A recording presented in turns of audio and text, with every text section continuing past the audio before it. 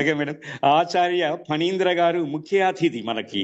నేటి మన కార్యక్రమ ముఖ్య అతిథి కవి, పరిశోధకులు, విమర్శకులు డాక్టర్ ఆచార్య ఫణీంద్ర గారు.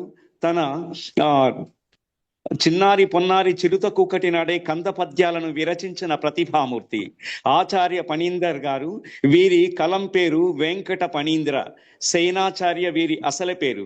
వీరి స్వస్థలం కరీంనగర్ జిల్లాలోని ఆ, బండలింగాపురం. వీరి పితామహులు ఇరువురు సంస్కృత పండితులు. ఫణీంద్ర బాల్యం పాఠశాల విద్య నిజామాబాద్ లో జరగగా ఉన్నత విద్యాభ్యాసం హైదరాబాద్ లో కొనసాగింది. తాను మెకానికల్ ఇంజనీర్ గా పట్టభద్రులు.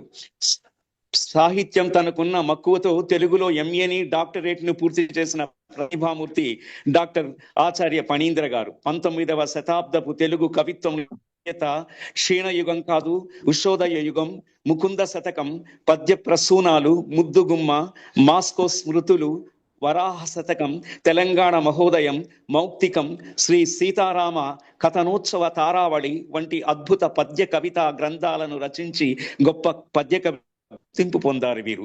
వృత్తిరీత్యా 38 ఏళ్ల పాటు భారత ప్రభుత్వపు అణు ఇంధన సంస్థలో సర్వీసును పూర్తి చేసుకొని 2021 ఆగస్టు మాసంలో సీనియర్ శాస్త్రవేత్తగా డైరెక్టర్ స్థాయిలో పదవీ విరమణ పొందారు.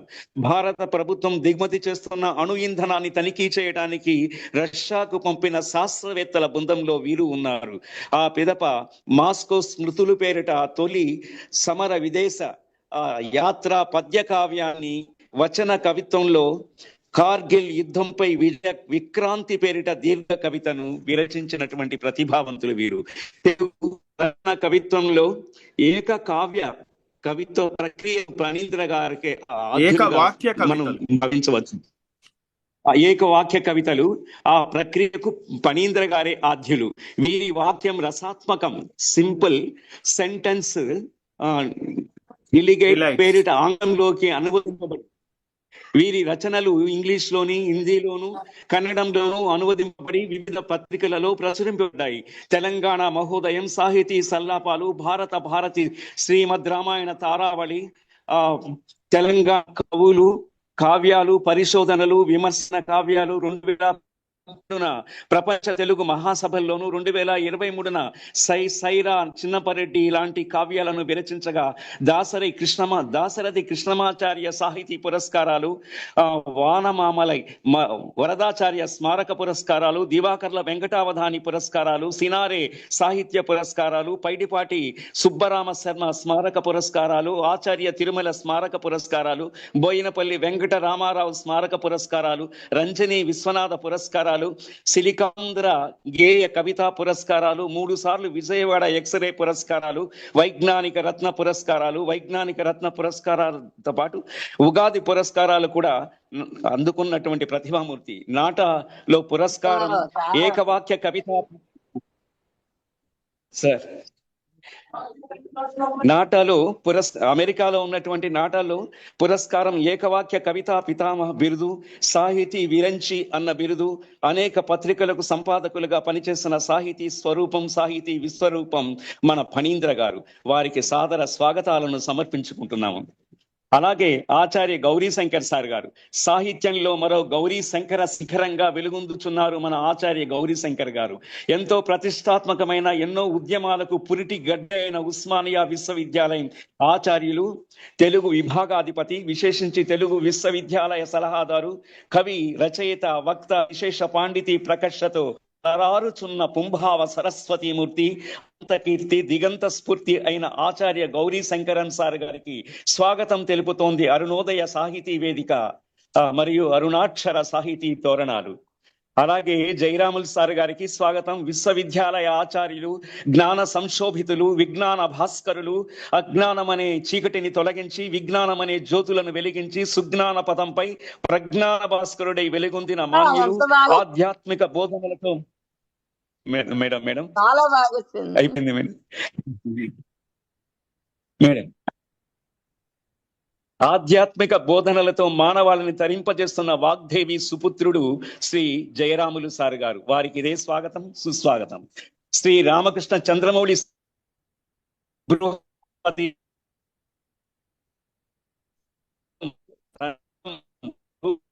హలో,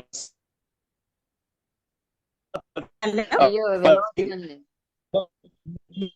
వినిపించట్లా.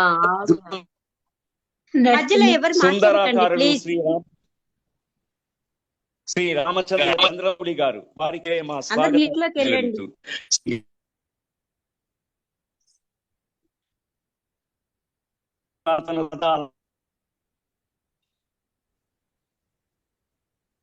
అల్లరి నిరంతర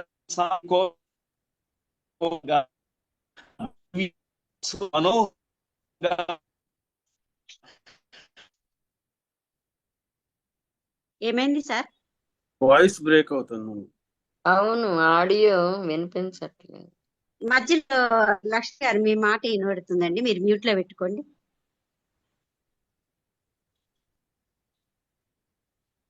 ఓకేనండి.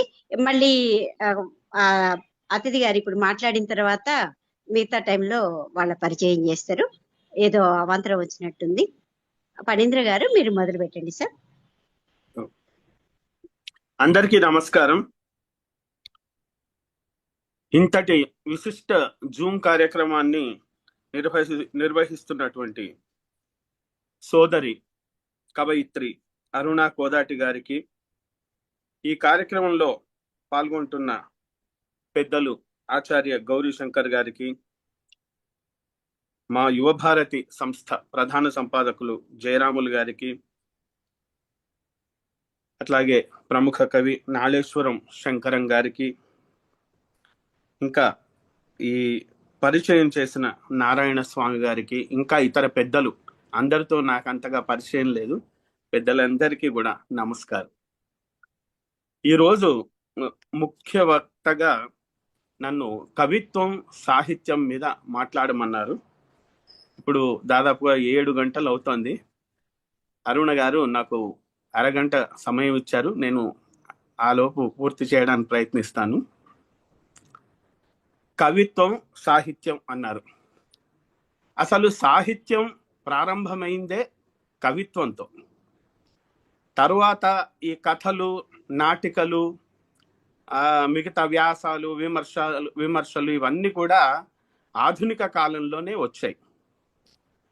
ఈ కవిత్వాన్ని కూడా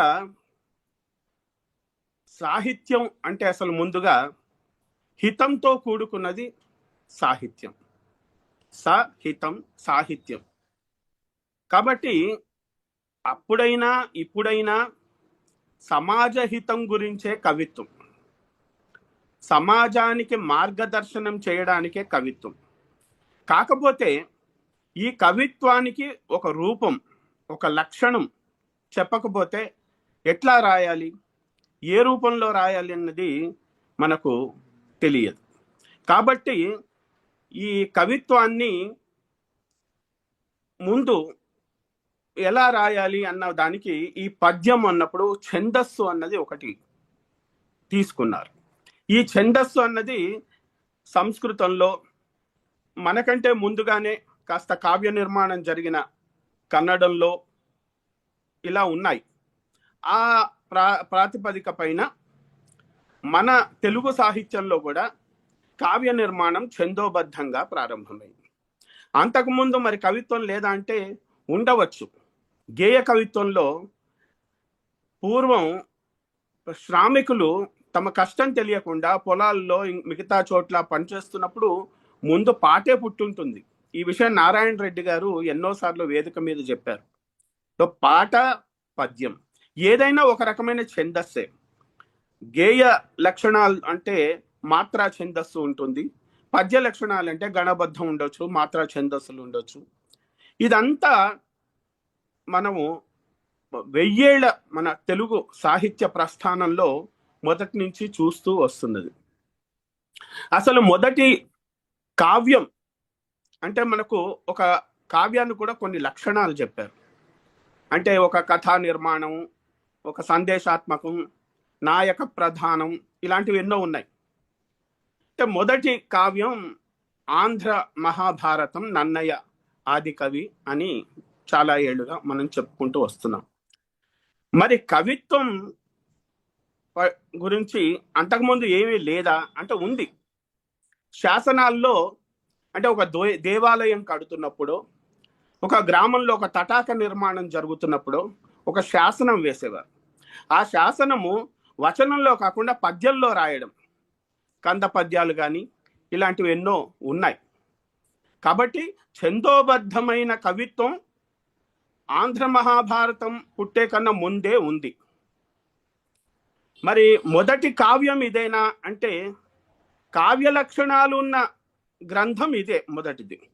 కానీ ఒక గ్రంథంగా ఛందోబద్ధమైన కవిత్వంతో వచ్చిన గ్రంథాలు లేవా అంటే ఉన్నాయి. తెలంగాణలో వేములవాడ అన్న ప్రాంతంలో మల్లియ రేచన అనే ఒక మహాకవి ఛందోబద్ధమైన కవిత్వాన్ని వెలయిస్తూ కవిజనాశ్రయము అనే ఒక ఛందోబద్ధమైన అంటే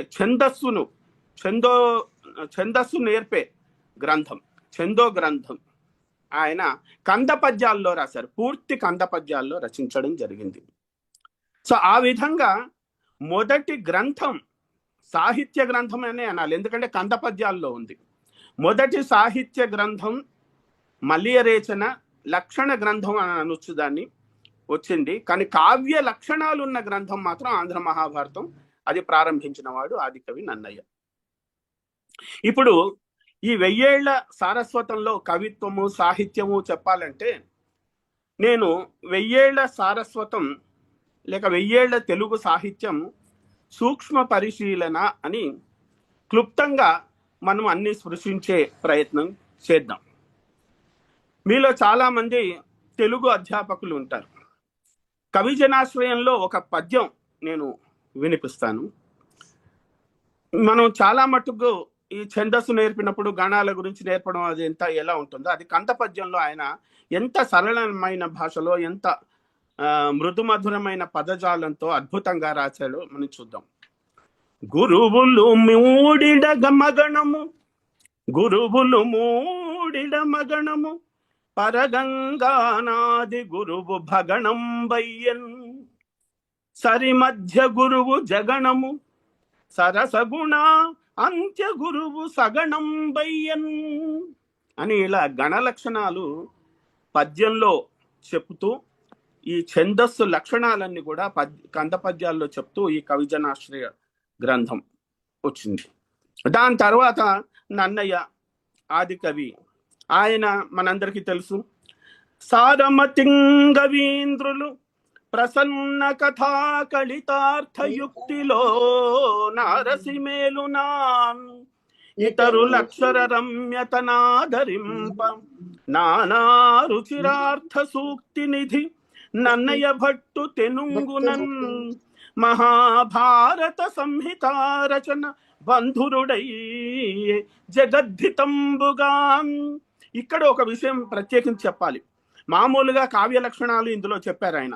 ప్రసన్న కథా కలితార్థయుక్తి మనం చదువుతుంటే చాలా ప్రసన్నంగా కథ మనకు ఎంతో నచ్చే విధంగా ఉండాలని. తర్వాత ఇతరులు అక్షర రమ్యత కోరుకున్న వాళ్ళు ఆహా ఈ పదాలు ఎంత బాగా వాడారు అనుకునే విధంగా రాయాలని. ఇంకోటి నానా రుచిరార్థ సూక్తి నిధి, ఇది చాలా ప్రధానమైనది. ఏంటంటే సూక్తులు ఎందుకండి? మానవ జీవనాన్ని మంచి మార్గంలో నడపడానికి పనికొచ్చేవి సూక్తులు. ఎలా మన వ్యక్తిత్వ నిర్మాణం చేసుకోవాలో అంటే నేను మొదటి నుంచి చెప్తున్న హితంతో కూడుకున్నది సాహిత్యం అని, సమాజ హితమే కవిత్వ లక్షణం అని ఏదైతే చెప్పానో అది ఇక్కడ నన్నయ్య మొదటి తన అవతారికలోనే వివరించారు. అంటే మొదటి కావ్యంలోని అవతారికలోనే ఈ లక్షణాలు చెప్పారు. ఇది కాకుండా ఇది ఎందుకు రాస్తున్నానంటే జగద్ధితంబుగన్ అన్నారు. అంటే జగత్తుకు హితం కూర్చేలాగా నేను ఈ కావ్య నిర్మాణం చేస్తున్నానని. అందుకే మనకు మహాభారతం చదివితే ఎన్నో అంటే మంచి మార్గంలో నడిచిన వాడు ఎప్పటికైనా అంతిమ విజయం పొందుతాడు, చెడు మార్గంలో ప్రయాణించేవాడు ఏనాటికైనా వినాశనం చెందక తప్పదు అన్న సందేశం ఒక కథాత్మకంగా తెలియజెప్పిన గ్రంథం మహాభారతం. ఇక ఇది ఇలా ఉంటే దీంట్లో ఎక్కువగా ఇది ఆనాటికి సాహిత్యం ఎక్కువగా తెలుగులో ఇంకా ఉద్భవించలేదు కాబట్టి సంస్కృత సాహిత్యం నుండి ప్రభావితమై ఎక్కువగా సంస్కృత పదజాలాన్ని ఉపయోగిస్తూ నన్నయ్య ఆ కవిత్వం వెలయించడం జరిగింది. కానీ అప్పటికే వ్యవహార భాషలో కవిత్వం వచ్చి ఈ కవిత్వం అన్నది అందరికీ అందుబాటులోకి రావాలి, అందరూ పాడుకునే విధంగా ఉండాలి అంటూ తర్వాత దేశీయమైన పదజాలాన్ని వాడాలి అన్న ఒక ఉద్యమాన్ని, నిజంగా చెప్పంటే ఒక ఉద్యమ కవి పాల్కురికి సోమనాథుడు. ఈయన కాకతీయులు అంటే ఇప్పుడు ఏదైతే వరంగల్ ప్రాంతం అంటున్నామో కాకతీయ సామ్రాజ్యంలో ఆయన పండిత కవి. ఆయన ఉరుతుర గద్య పద్యోక్తుల కంటే కూర్చెద ద్విపదల కోర్కె దైవార ఆరూఢ గద్య పద్యాది ప్రబంధ పూరిత సంస్కృత భూయిష్ట రచన మానుగా సర్వసామాన్యంబుగామి. సర్వసామాన్యులకు కూడా కవిత్వం అందుబాటులోకి రావాలన్న తపనతో ఒక రకమైన ఉద్యమం, అంటే నన్నయ్య పద్ధతి వేరు, అది మార్గ కవిత, నాది జాను తెనుగు, దేశి ఛందస్సు అంటూ ఆయన ఒక ప్రత్యేకమైన కవితా మార్గాన్ని ఏర్పరచడం. ఇది కూడా సమాజ హితమే. ఎందుకంటే ఒక వర్గానికే చెందేలా చేయడం కాకుండా అన్ని వర్గాల గురించి ఆలోచించడం అన్నదే సమసమాజం. ఆ సమసమాజ లక్షణాన్ని ఆ రోజే కవిత్వంలో తీసుకువచ్చే ప్రయత్నం జరిగింది. ఇక ఈ మధ్యకాలంలో మతభేదాలు చాలా వచ్చాయి. తిక్కన కాలానికి వచ్చేసరికి, అంటే నేను ఈ తెలుగు సాహిత్యం 1000 ఏళ్ల ప్రస్థానంలో సమాజ హితానికి, అంటే మనం చాలా మంది ఏమనుకుంటారంటే ఆధునిక కాలంలోనే అభ్యుదయం, విప్లవము, సమాజ హితము, సమాజాన్ని గురించి పట్టించుకున్నారు, మిగతా అంతా వాళ్ళు రాసిందంతా శృంగారం ఇదే అనుకుంటారు. అలా ఒక తరంలో కొంచెం విపరీత ఇవి వచ్చాయి, కాదని లేదు. కానీ మొదటి నుంచి ఉదాత్తమైన భావాలు గల కవులందరూ నన్నయ్య దగ్గర నుంచి కూడా వారంతా ఆలోచించింది ఏంటంటే సమాజానికి ఒక మార్గదర్శనం చేయడానికే కవిత్వం అని భావించారు. అలాగే తిక్కన మహాకవి కూడా ఈ శైవము వైష్ణవం బాగా వర్ధిల్లి వాళ్ళు ఎంతవరకు అంటే చివరికి ఒకళ్ళంటే ఒకళ్ళు పడని స్థితి, పోరాటాలు, యుద్ధాలు జరుగుతున్న కాలంలో ఆయన ఈ హరిహరాద్వైత సిద్ధాంతాన్ని తన కావ్యంలో, అంటే తను ఏదైతే నన్నయ్య వదిలిపెట్టిన మహాభారతాన్ని మళ్ళీ 15 పర్వాల రచన ప్రారంభించినప్పుడు ఈ విషయాన్ని ఆయన పేర్కొంటారు. ఏమని? శ్రీయన గౌరినాబరగు చెల్వకు చిత్తము పల్లవింప భద్రాయత మూర్తి అయి హరిహరంబగు రూపము దాల్చి విష్ణు రూపాయ నమ శివాయని పల్కెడు భక్త జనంబు వైదిక ధ్యాయిత ఇచ్చమెచ్చ పరతత్వము గొల్చెదనిష్ట సిద్ధికిన్ అంటూ ఆయన విష్ణు రూపాయ నమ శివాయ అన్న భావాన్ని, హరిహరాద్వైత సిద్ధాంతాన్ని ప్రతిపాదిస్తారు.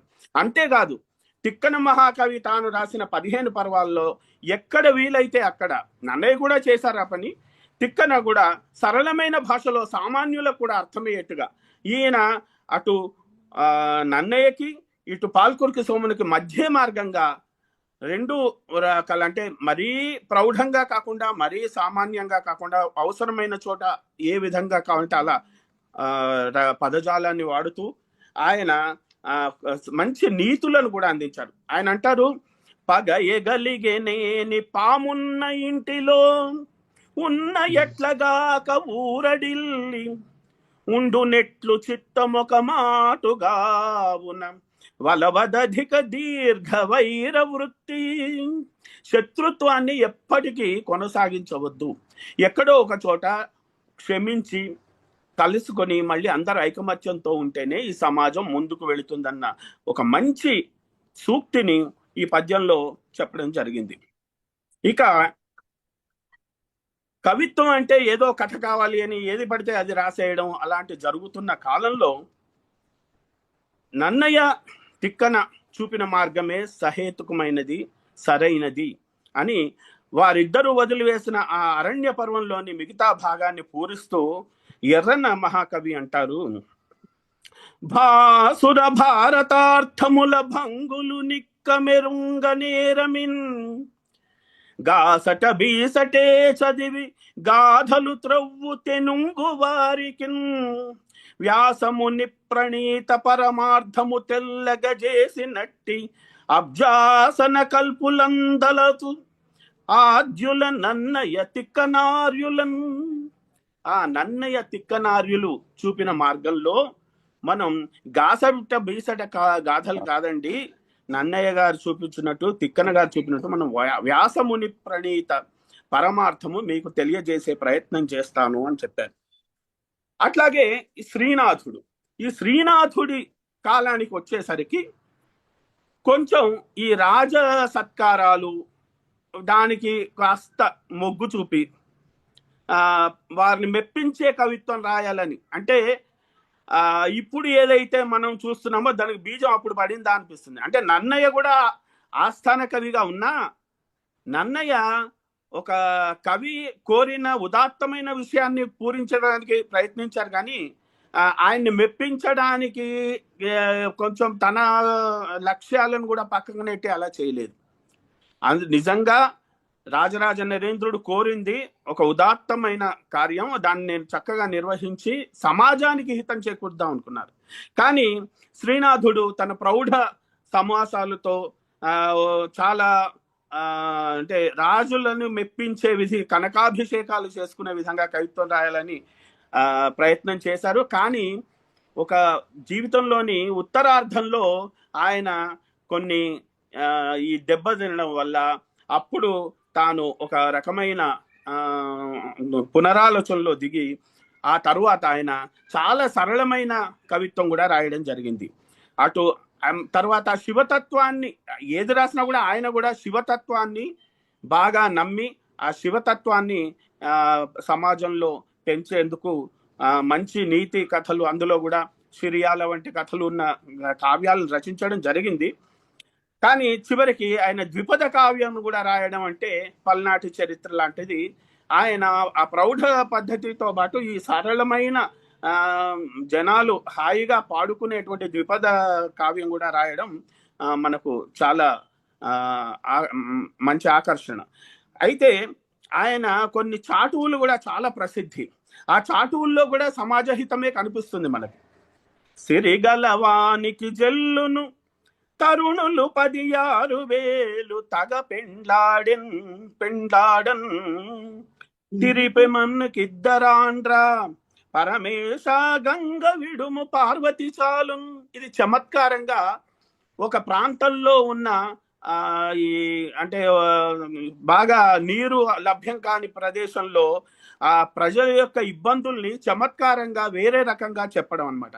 దీనివల్ల అచ్చట పాలిస్తున్న వారు ఎవరైనా ఉంటే వారు ఇది గ్రహించి అక్కడ వారికి నీటి సౌలభ్యం కలిగేలాగా ప్రజలకు సహాయం చేసే విధంగా ఇలాంటి చాటువులు పనికొస్తాయి. చాలా మంది ఏమనుకుంటా అంటే శివుడి మీద ఒక చమత్కార పద్యం వదిలేరు, ఈ చాటు పద్యం అని అనుకుంటారు. అలా కాదు, దీంట్లో కూడా ఒక లక్ష్యం ఉంది. పరమేశ గంగ విడుము పార్వతి చాలు ఉన్న అండంలో ఆయనకి 2 భార్యలు, గంగాదేవి ఆయనకి ఒక భార్య, నీకు పార్వతి ఉంది కదా, గంగ మా ప్రజల గురించి వదులు అనడంలో అక్కడ నీటి ఎద్దడిని ఆ పాలకులకి తెలియజెప్పే ప్రయత్నం కనిపిస్తుంది. ఇక ఇది ఇలా ఉంటే ఇందాక నుంచి మనం మాట్లాడుకుంటున్నాం, అటు నన్నయ్య ప్రౌఢమైన సంస్కృత పదజాలంతో కవిత్వం రాశాడని, మళ్ళీ పాల్కురికి సోమన వచ్చేసరికి మళ్ళీ దేశ ఛందస్సుల్లో జాను తెలుగు రాశాడని, మళ్ళీ తిక్కన మధ్య మార్గం ప్రయత్నించాడని, శ్రీనాథుడు 2 రకాలు రాశాడని, ఇవన్నీ చెప్తున్నప్పుడు పోతన చాలా అందమైన నడకతో పద్యాలను ఎంతో ఆకర్షణీయంగా రాస్తూ ఆయన ఏమన్నాడంటే, తెలుగు సంస్కృతం అన్నిటినీ ఆదరిద్దాం, మన భాషను పరిపుష్టం చేసి మంచి కవిత్వం రావడం అన్నది ముఖ్యం.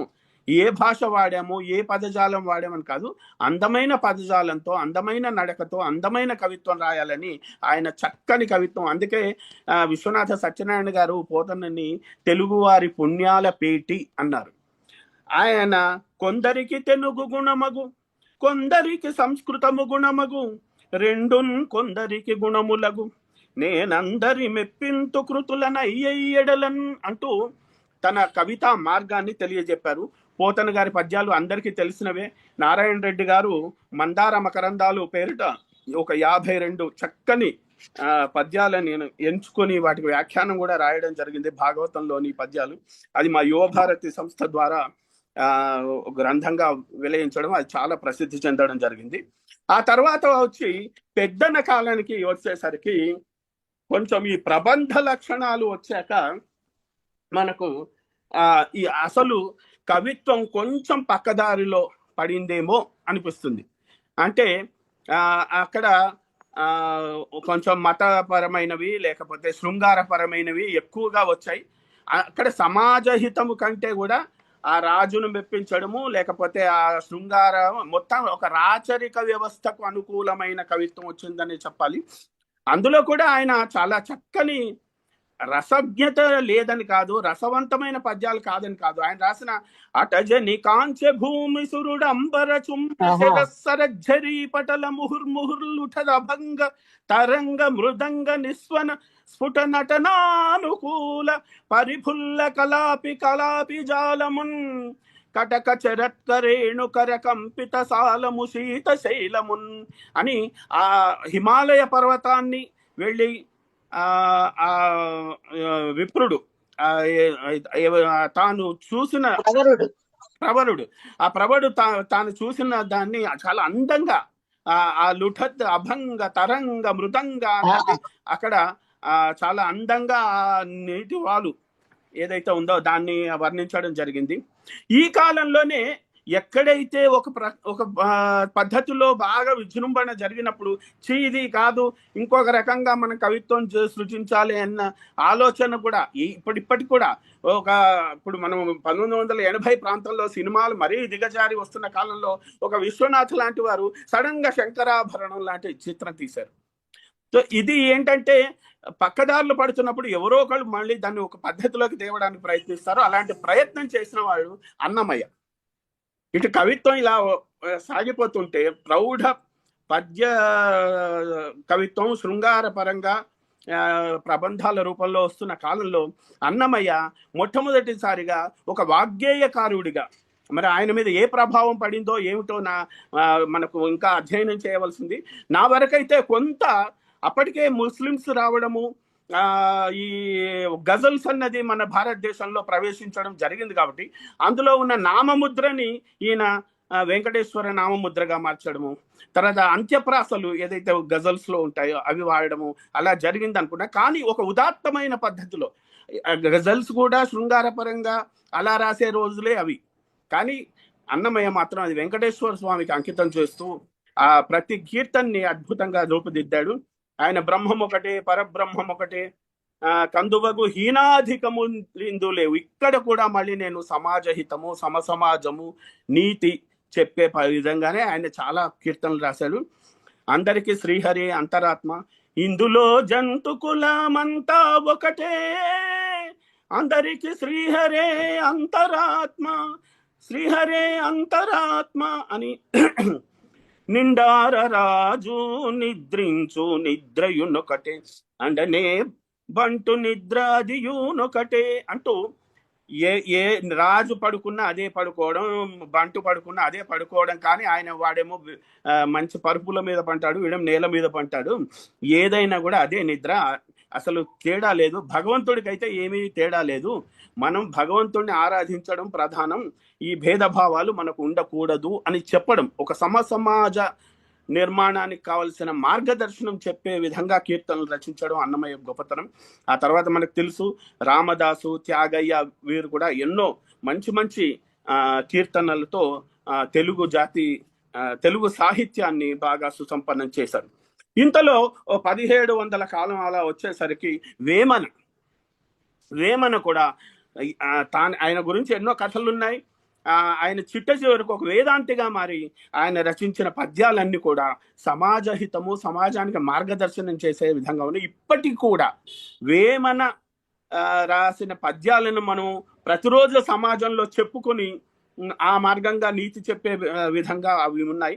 అది ఇప్పుడు మన కాన్స్టిట్యూషన్లో ఎన్ని వచ్చినా కూడా అసలు రాజ్యాంగం చెప్పవలసిన నీతులన్నీ వేమన శతకంలో, సుమతి శతకంలో ఇక్కడ మనకు కనిపిస్తాయి. కులములో నన్నొకడు గుణవంతుడుండిన కులము వెలయువాని గుణము చేత వెలయౌవనములో నమల యజంబున్నట్లు విశ్వదాభిరామ వినురవేమ. కులంలో ఒక మంచి గుణవంతుడు ఉంటే ఆ కులానికి పేరు వస్తుంది. అలాగే కులంలో ఒక చెడ్డవాడు ఉంటే మొత్తం కులమే చెడ్డ పేరు తెచ్చుకుంటుంది. కాబట్టి అందరూ మంచిగా ఉండి తమ కులానికి చెడ్డ పేరు రాకుండా, అంటే అక్కడ కులం అంటే కేవలం కులం అని కాదు, తమ వర్గం, తమ బంధుజాలం అన్న అర్థంలో మనం తీసుకోవాల్సి ఉంటుంది.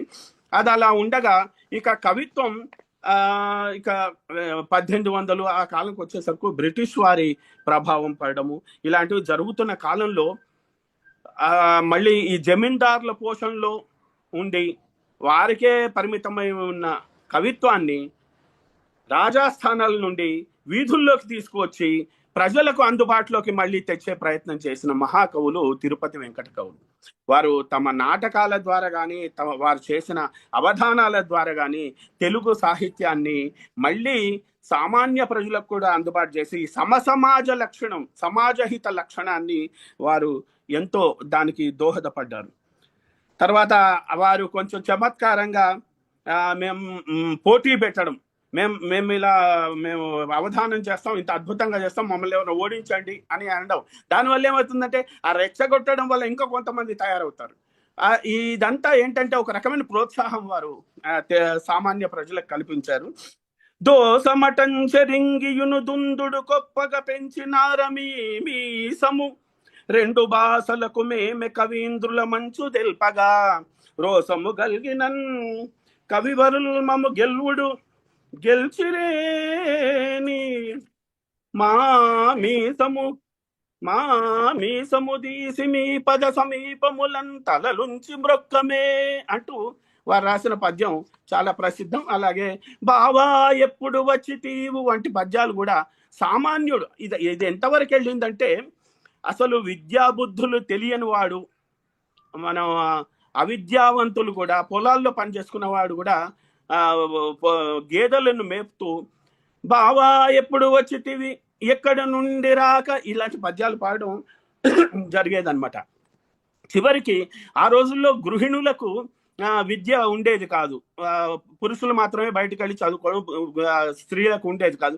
కానీ వారు కూడా ఇంట్లో భారతం భాగవతం లాంటివి చదువుకొని తిరుపతి వెంకట కవులు లాంటి కవులు రాసిన నాటకాలు చూసి వారు పద్యాలు కంఠస్థం చేసి వాటిని పిల్లలకు నేర్పడం వల్ల ఎంతో మంది చెప్తారు. ఇప్పుడు మాకు తెలిసి భీమశంకరం గారు అని ఒక శాస్త్రవేత్త పూర్తిగా రిటైర్ అయ్యాక చాలా అద్భుతమైన పద్య కావ్యాలు రాశారు, పద్య కవిగా చాలా ప్రసిద్ధి చెందారు. వారు ఏం చెప్పేవారంటే, మీకు ఎలా అబ్బిందండి, మీరు సైన్స్ ఫీల్డ్ వారు కదా అని కొంతమంది అడిగారు. అప్పుడు ఆయన ఏం చెప్పంటే, మా అమ్మకు రాని పద్యాలు లేవండి, ఆమె భారతం భాగవతంలో పద్యాలని మాకు చిన్నప్పుడే నేర్పేది, అది నా మైండ్లో ఉంది, నాకు వీలు కాక నేను రాయలేదు, కానీ రిటైర్ అయినాక దాన్ని అంతా ఆ పాండిత్యాన్ని నేను ఇలా బహిర్గతం చేయగలిగే అవకాశం నాకు దక్కిందో అంటే ఆయన చెప్పడం జరిగింది. ఇప్పుడు నాకు కూడా ఒక రకంగా అంతే, నేను చదివింది మామూలుగా ఇంజనీరింగ్, కానీ మా కుటుంబ నేపథ్యంలో నాకు మా తాతగారులు ఇద్దరు అవధానులు కావడం వల్ల పాండిత్యం దానివల్ల అబ్బడం వల్ల నేను ఈ చిన్నప్పటి నుంచే సమాంతరంగా 12 ఏళ్ల వయసు నుంచే కంద పద్యాలు రాస్తూ ఇటు ఇంజనీరింగ్ విద్యను చదువుతున్నా కూడా సమాంతరంగా పద్య విద్యను కొనసాగించాను. గేయాలు, వచన కవిత్వం అన్ని రాస్తూ వచ్చాను. అలాగే తర్వాత ఆధునిక కాలం వచ్చేసరికి కొంచెం ఈ మన భాషను, మన సాహిత్యాన్ని పోషించేవారు లేక చివరికి ఈ బ్రిటిష్ వారి ప్రభావం ఇదంతా పడ్డప్పుడు మళ్ళీ మన దేశ ఔన్నత్యాన్ని గురించి చెప్పవలసిన అవసరం ఇదంతా వచ్చింది. అప్పుడు రాయప్రోలు సుబ్బారావు గారు కానీ, ఆ గురజాడ అప్పారావు కానీ, కందుకూరి వీరేశలింగం పంతులు గారు కానీ సమాజంలో ఉన్న చెడును, ఇప్పుడు వీరేశలింగం పంతులు గారు మూఢనమ్మకాల మీద, గురజాడ వారు కన్యాశుల్కం, ఆ రోజుల్లో ఉన్న ఒక దురాచారాన్ని బాపడానికి ఒక నాటకం రాయడం కానీ, అలాగే రాయప్రోలు వారు ఏ దేశమేగినా ఎందుకాలిడినా ఏ పీఠమెక్కినా ఎవ్వరేమనినా పొగడరాని తల్లి భూమి భారతిని నిలుపరాని జాతి నిండు గౌరవము అంటూ ఇలా రాశారు. తర్వాత విశ్వనాథ సత్యనారాయణ గారు మహాకవి, ఆయన రామాయణాన్ని చాలా అద్భుతంగా రాశారు, ఎన్నో నాటకాలు రాశారు, మన హైందవ సంప్రదాయం నిలబెట్టడానికి రాశారు. కాకపోతే వారు ఎక్కువగా సంప్రదాయ పద్ధతిలోనే వారి కవిత్వాన్ని కొనసాగించారు. కానీ ఆ సమయంలో ఒక దళితుడై ఉండి ఈ సమాజంలో ఉన్న వివక్షను ఎత్తి చూపిన మహాకవి జాషువా. ఈ జాషువా ఏంటంటే నిజంగానే అవమానాలు పొంది పోరాడినవాడు. అసలు దళితవాదం ఇప్పుడెప్పుడో స్టార్ట్ అయింది 1950 తర్వాత 70 తర్వాత అంటారు, కానీ మొట్టమొదటి దళిత కవి జాషువా. ఆయన పద్యం ఒకటి వింటే గుండెలు తరుక్కుపోతాయండి. నా కవితావధూటి వదనంబునెగాదిగజూచి రూపరేఖా కమనీయ వైఖరులగాంచి భళీ భళి అన్నవాడే మీదే కులమన్న ప్రశ్న వెలయించి చివాలున లేచిపోవుచో బాకున గ్రుమ్మినట్లగును పార్థివ చంద్ర వచింప సిగ్గగున్. ఎంత హృదయ విదారకంగా రాశారు చూడండి. వాళ్ళు ఎవరైనా నీదే కులం అని అడిగేసరికి ముందంతా కవిత్వాన్ని పొగిడి తర్వాత నీదే కులం అని ప్రశ్నించేసరికి ఒక బాకుతో పొడిచినట్టుగా ఉంటుంది గుండెల్లో అని చెప్పడం ఆ పద్యంలో నిజంగా హృదయ విదారకంగా ఆయన పడిన ఆవేదన అంతా మనకు తెలుస్తుంది. ఈ నిజమైన మొట్టమొదటి దళిత కవి గుర్రం జాషువా. క్షమించండి సార్, టైం అయిపోయింది. ఇంకొక 5 నిమిషాలు ఆధునిక కాలానికి వచ్చేసి ఇంకా అయిపోవచ్చింది. 5 నిమిషాలు ఓకే సార్. అంటే నాకు అరగంట ఇవ్వాలి, ఇంకా అరగంట అవ్వలే, 20-25. Okay sir, okay sir. దాని తర్వాత దేవులపల్లి కృష్ణ శాస్త్రి గారు చాలా అద్భుతమైన భావ కవిత్వం రాశారు. కానీ ఆయన రాసిన ఒక జయ జయ జయ ప్రియ భారత జనయిత్రి దివ్యధాత్రి అనే పాట ఏదైతే ఉందో అది జాతీయ గీతానికి ఇవ్వవలసినంత గౌరవం మనకు తెలుగు సాహిత్యంలో దక్కిందని చెప్పవచ్చు. ఆ తర్వాత ఒక రకమైన మార్క్సిస్టు భావజాలంతో కవిత్వం రాసిన శ్రీశ్రీ కూడా సమాజ హితాన్ని గురించి ఎప్పుడు ఆలోచించేవారు. ఆయన నేను సైతం ప్రపంచాగ్నికి సమిధనొక్కటి ఆహుతిచ్చాను, నేను సైతం విశ్వవృష్టికి అశ్రు ఒక్కటి ధార పోశాను, నేను సైతం భువన ఘోషకు వెర్రి గొంతుక విచ్చి మ్రోశాను అంటూ ఒక మరో ప్రపంచాన్ని ఆయన మన కళ్ళ ముందు నిలిపి ఆ మరో ప్రపంచానికి మనం వెళ్ళవలసిన అవసరం ఉంది. అక్కడ అందరూ సమానమే, ధనికుడు పేద అని ఈ భేదభావాలు ఉండకూడదని చెప్పిన వాడు శ్రీశ్రీ. అలాంటి సమయంలోనే మనకు ఒక నియంతలు పాలిస్తున్న కాలంలో ఇక్కడ నైజాముల పాలనను వ్యతిరేకిస్తూ మహాకవి దాశరథి ఒక అద్భుతమైన కవిత్వాన్ని ఆ రోజుల్లో వెలయించారు. ఆయన అన్న ఒక పద్యం వినిపిస్తాను. ప్రాణములొడ్డి ఘోర గహనాటవులన్ పడగొట్టి మంచి మాగాణములన్ సృజించి ఎముకల్ నుసిజేసి పొలాల దున్ని భోషాణములన్న వాబుకు స్వర్ణము నింపిన రైతుదే తెలంగాణము రైతుదే ముసలి నక్కకు రాచరికంబు దక్కునే అంటూ రైతుల వల్లే అసలు ఈ ప్రపంచం నడుస్తుంది, మనం అంత తినగలుగుతున్నాము, అటువంటి రైతులను నిర్లక్ష్యం చేయడం తప్పు. అసలు ఏ దేశమైనా దున్నేవాడిదే భూమి అన్నట్టుగా ఏ దేశమైనా ఏ ప్రాంతమైనా రైతులదే ఈ ప్రాంతము, రాజులు కేవలం పరిపాలన మేనేజ్మెంట్ వరకే వాళ్ళ బాధ్యత అన్న సందేశాన్ని ఆ రోజు దాశరథి గారు ఇవ్వడం జరిగింది. సమయాభావముల వల్ల ఇక నేను ముగించదలుచుకున్నాను. కాకపోతే ఆ తర్వాత దేవరకొండ బాలగంగాధర్ తిలక్ గారు, డాక్టర్ శ్రీనారాయణ రెడ్డి గారు, గుంటూరు శేషేంద్ర కవి గారు ఇలాంటి మహాకవులు ఎందరో వచన కవిత్వంలో కూడా అద్భుతమైన కవిత్వాన్ని వెలిగించారు. ఈ విధంగా 1000 ఏళ్ల తెలుగు సారస్వత వికాసాన్ని ఒక అరగంటలో మీ ముందు ఉంచగలిగే ప్రయత్నం చేశాను. సఫలీకృతుడినే అయ్యానని అనుకుంటున్నాను. మీ అందరూ నన్ను ఆశీర్వదిస్తారని భావిస్తూ నాకు ఈ అవకాశం ఇచ్చిన అరుణా కోదాటి గారికి ధన్యవాదాలు తెలియజేసుకుంటూ సెలవు. ధన్యవాదాలు సార్. అయితే ఇంకొక బాధ అనిపించేది ఏంటంటే మీ తెలిసిన సబ్జెక్టు చెప్పడానికి టైం సరిపోదు సార్, మీ ఇచ్చేది చాలా తక్కువ. కాకపోతే ఇక్కడ సమయాభావం వల్ల అయినా ఉన్నంత వరకు అన్ని స్పృశించి అన్ని లక్షణాలు చెప్తూ ముఖ్యంగా సమాజ హిత కోణంలో మన తెలుగు సాహిత్యం ఎలా కొనసాగిందో చెప్పే ప్రయత్నం చేశాను. అవును సార్, నాకు సంతృప్తి ఉంది. మీ వీడియోలు మీ ఆడియోలు అన్ని చూశాను. అది చూస్తే చాలా నాలెడ్జ్ ఉంది అనుకున్నాం, కానీ టైం సరిపోదని తెలుసు. కానీ మీరు అరగంట అంటే నేను అరగంటలో ముగించే ప్రయత్నం చేశాను. అవును సార్, నేను 7:02 ఏదో ప్రారంభించాను. ఇప్పుడు ఎంత అయింది? 7:34. కానీ సబ్జెక్ట్ కి అయితే సరిపోదు సార్, మీకు చెప్పే అంటే విస్తృతంగా చెప్పాలంటే ఇంకా చాలా ఉంటుంది. నేను ఆ సమయం కూడా చూసుకునే 30-32 నిమిషాల్లో పూర్తి చేశాను. ధన్యవాదాలు సార్. అయితే మీ అమూల్యమైన టైం ఉపయోగించి మన జూమ్ లోకి వచ్చి ఇంత మంచిగా ఇన్ని విషయాలు చెప్తున్నందుకు, ఇంకా నేర్చుకునేవి ఉన్నాయి చాలా. ఇది చాలా నీటి బిందువు అంతే మీరు నేర్చుకున్నది.